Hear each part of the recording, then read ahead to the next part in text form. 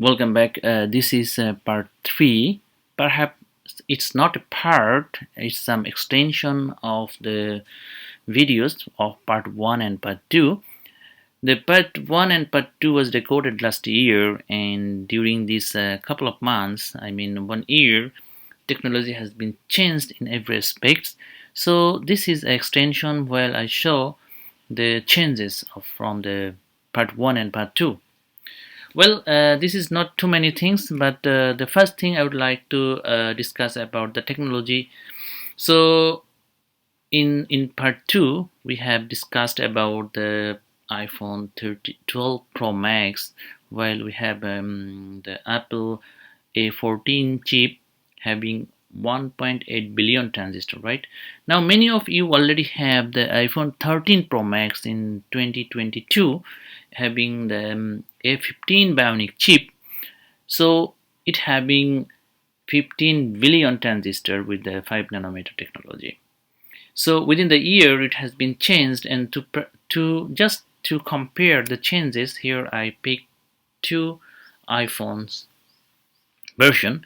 The first one is iPhone 11 Pro Max, is released in 2019, while the Apple A13 chip is used, and it having 8.5 billion transistor with the 7 nanometer technology.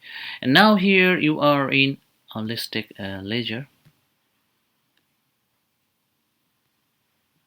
Okay, so now here in iPhone 13 Pro Max having 15 billion transistor with a 5 nanometer technology.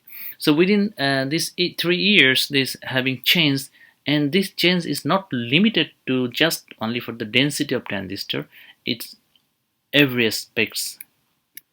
So we have decided 3 parameter for computing the performance, the computing, network, and storage, and based on that we have discussed about the supercomputer.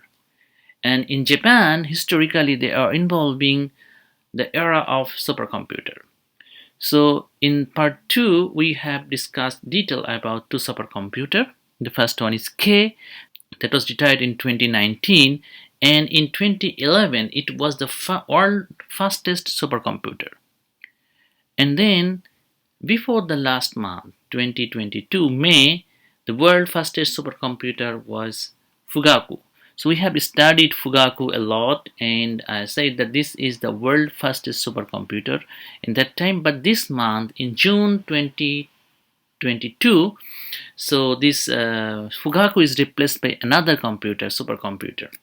So while we are studying the scale of computing, I have introduced you that the next scale will be the exascale. And who knows, the next supercomputer might be the exascale supercomputer, and it's true.